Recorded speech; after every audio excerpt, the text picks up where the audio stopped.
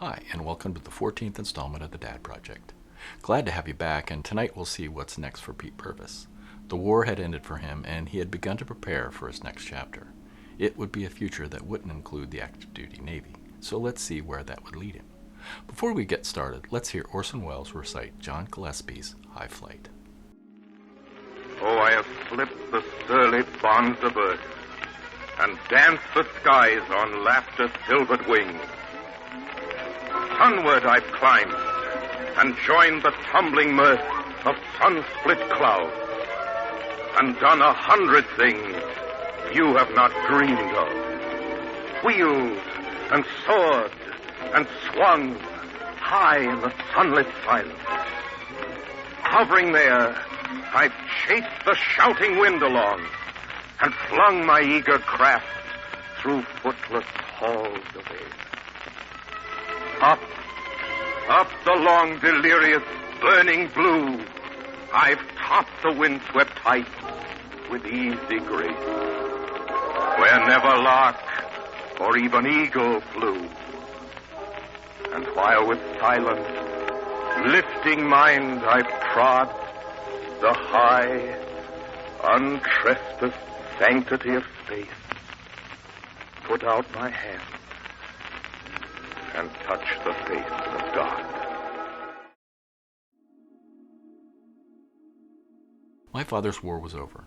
On March 15, 1968, he would make his last arrested landing on the Coral Sea in F-4B 151511, the same F-4B that took him to the Tonghua Bridge in late January of '68.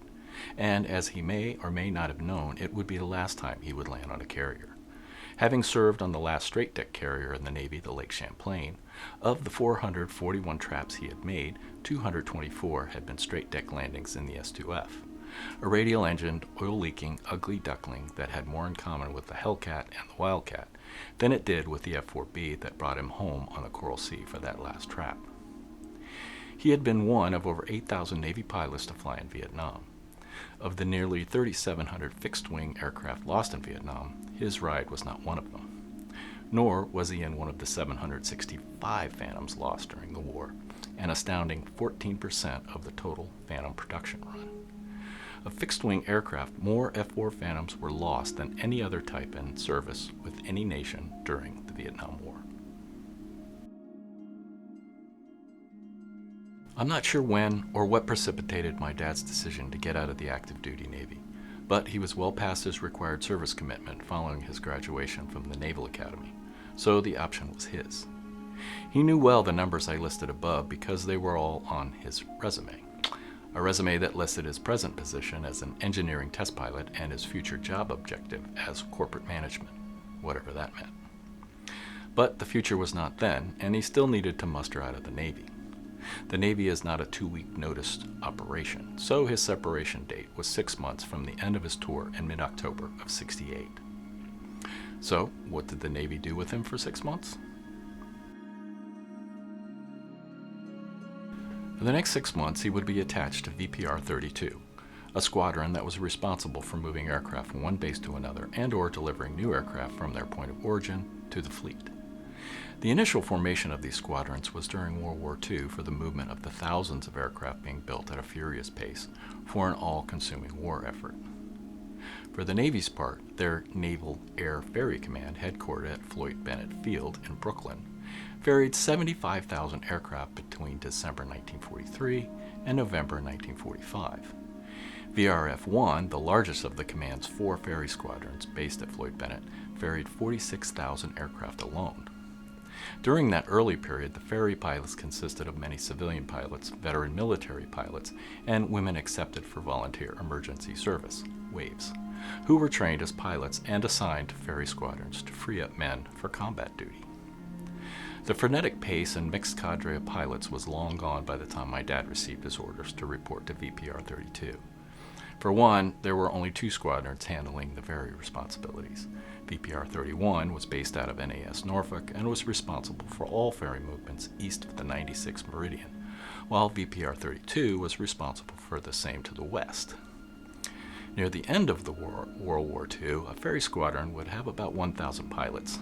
instead of 1,000 pilots. Both VPR-31 and VPR-32 had 50 each, and the average flight time per pilot was about 3,900 hours. Assignment as a ferry pilot was regarded as a bonus flying tour for experienced pilots, splitting their sea duty with a squadron and a second cockpit tour in the ferry command. The expectation for incoming pilots was to be proficient on at least 3 types of aircraft, if not more. Even then, the first 3 or 4 weeks were spent studying and completing aircraft and NATOPS exams. When a new pilot arrived, they usually ferried the type they last flew, and then would be checked out in a similar aircraft.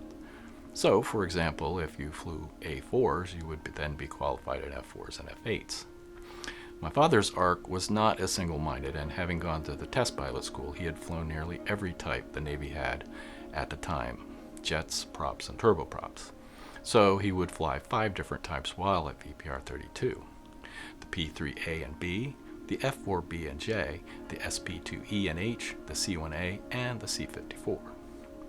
We've covered all but the P-3 and the C-54 to date, but tonight we'll concentrate on the C-54 and get to the P-3 in a later installment.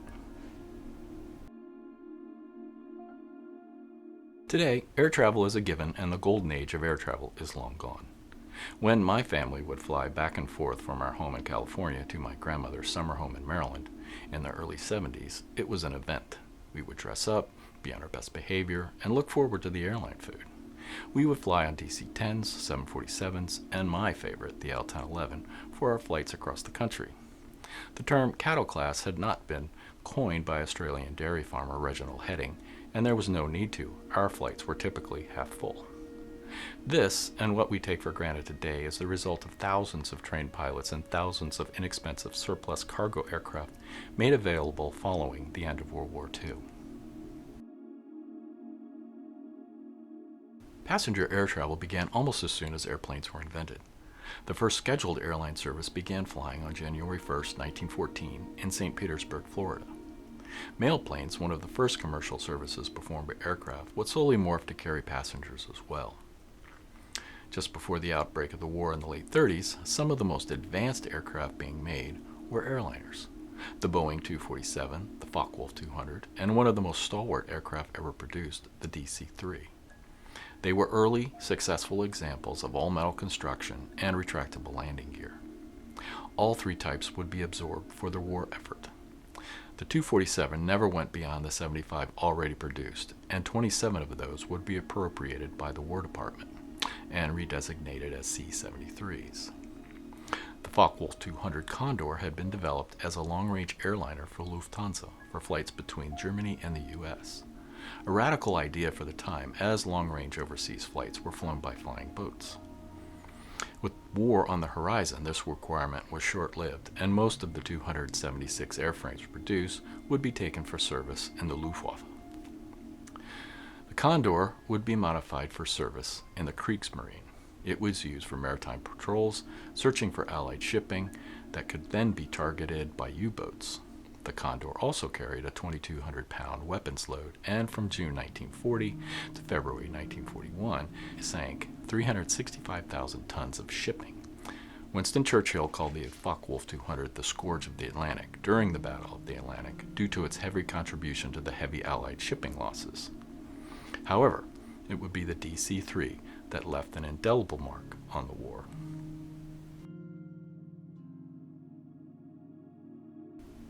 Before the war, the DC-3 was the backbone of the nascent American airline industry, with 607 airframes produced.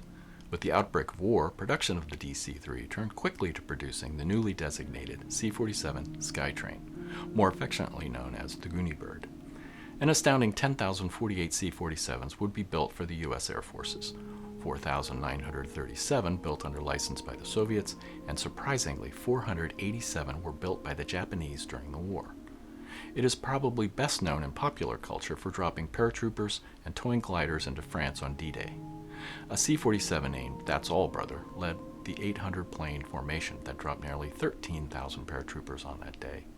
Remarkably, that airframe was discovered in an Oshkosh, Wisconsin boneyard in 2015 and has since been restored.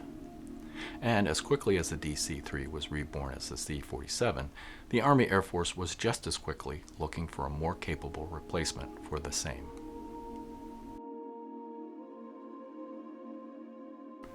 Like the C-47, the C-54 began life as a pre-war airliner, the DC-4. A meager 80 were built in 1942 before the War Department took over the production run. 1,163 were made for the war effort. Throughout the war, the Douglas Company continued to develop the type in preparation for the post-war years. In fact, Douglas did a good deal of business bringing the Army surplus C-54s back to DC for airline standards after the war. Another four-engine transport, again originally contracted by an airline, TWA, was the Lockheed Constellation, that was redesignated the C-69. It first flew in 1943, and only 69 airframes would be built and delivered to the Army Air Force before the cessation of hostilities. The remaining order was then canceled.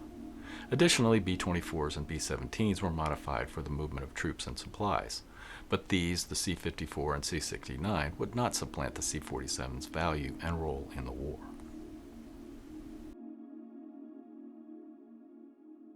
An aspect of the air war in World War II that can easily be overlooked is that nearly all the aircraft involved were unpressurized. The beautiful leather and shearling bomber jackets were essential in the unpressurized cockpits and cabins to keep the minus 20 to 50 degree temperatures at bay at the higher cruising altitudes these aircraft operated in. Later in the war, these bulky flight suits would be replaced with electrically heated flight suits. The B-29 would be the first mass-produced aircraft during the war that was pressurized. It also had the distinction of costing nearly twice as much as the Manhattan Project to develop. Like many weapons projects, the Boeing Corporation investigated leveraging that investment into the civilian market. The result was the Model 377 Stratocruiser that was an outgrowth of the C-97 Stratofreighter that was a direct outgrowth of the B-29. Toward the end of the war, the Douglas Corporation began work on the DC-6, a pressurized version of the C-54, initially dubbed the YC-112A by the Army Air Force. It came too late and the requirement was canceled. Douglas, however, continued with the project, and the DC-6, the Boeing Stratocruiser, and the Lockheed Constellation, all outgrowths of wartime designs with pressurized cabins, would become the backbone and market drivers of the long-haul air travel market following the war, and the precursors to jet travel we are familiar with today. But what of the lowly unpressurized C-54? As mentioned earlier, many were sold into the civilian market and converted back to DC-4s by the Douglas Corporation, but the Navy and the Air Force still had numerous C-54s in their inventories, and they still had one more military function to perform that would elevate them in the public eye. Operation Vittles was the American effort in the larger and better-known Berlin airlift, and the C-54 was a crucial cog in that engine.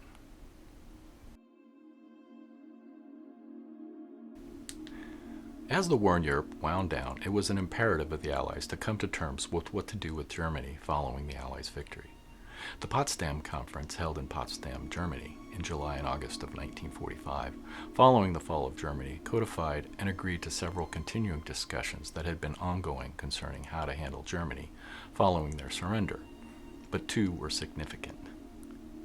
The demilitarization of Germany would be one, and the partitioning of the country into 4 zones being the other. Great Britain, the Soviet Union, France, and the United States would each administer a zone, and Berlin would also be partitioned into 4 zones while resting well within the Soviet zone of control. This created an odd and uneasy situation for Berlin. Access to the city from the other occupied zones was only through one road, one rail line, a canal, and by air. Churchill had already delivered the speech at Westminster College in Missouri that indelibly attached the term Iron Curtain to describe the division between the East and West, while Stalin had delivered his speech to Moscow voters that was interpreted by the West to mean that the Soviets felt war was inevitable between the two camps. In other words, the Cold War was well underway when, on June 19, 1948, the Soviets, in response to the Allies announcing a new currency for their 3 occupation zones, began to deny access to Berlin on the Autobahn, the rail line, and waterways. It was a constriction of access that was finally complete by June 25th that included a counter-blockade by the Allies and the cutting off of electricity and food to the non-Soviet sectors of Berlin by the Soviets. The only access left to the west was the air corridor. The Soviet blockade was one of the first serious head-to-head confrontations during the Cold War.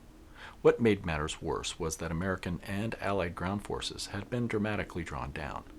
The U.S. had 31,000 combat troops stationed in Europe at the time, while the Soviets had 1.5 million men still under arms surrounding Berlin. A military confrontation was a non-starter for the Allies. The only answer was an airlift, and following some higher logistical math, it was determined that an airlift could be carried out with American, French, and British cargo aircraft delivering food and, most importantly, coal to Berlin. After early teething problems, by the end of August 1948, the airlift was succeeding with more than 1,500 flights a day, delivering 4,500 tons of cargo. From January 1949 onward, 225 C-54s were shouldering the brunt of the effort. On May 12, 1949, at 1 minute past midnight, the Soviets lifted their blockade. In 15 months, the combined Allied air forces had delivered 2,326,406 tons of food and supplies on 278,228 total flights to Berlin. At the height of the airlift, one plane arrived in West Berlin every 30 seconds. The airlift had succeeded. The C-54 played a starring role, and the Cold War remained cold.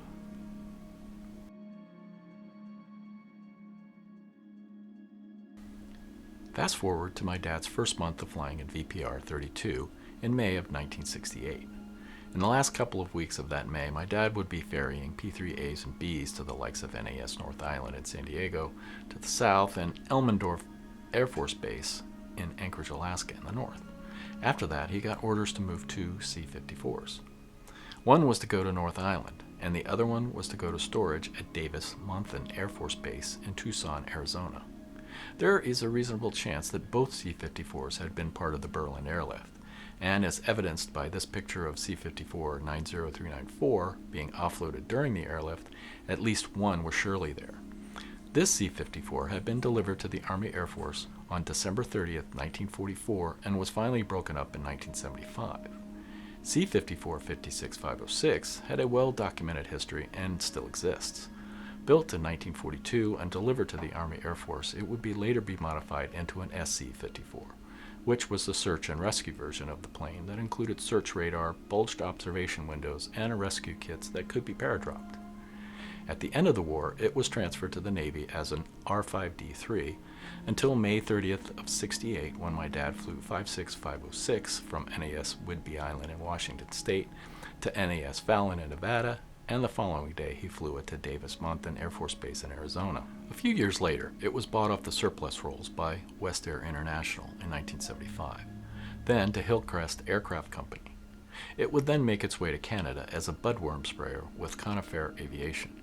It then made its way to Buffalo Airways, best known for the reality show Ice Pilots, then back and forth before making its way to the Western Sky Aviation Warbird Museum in April 28, 2022, where the trail goes cold.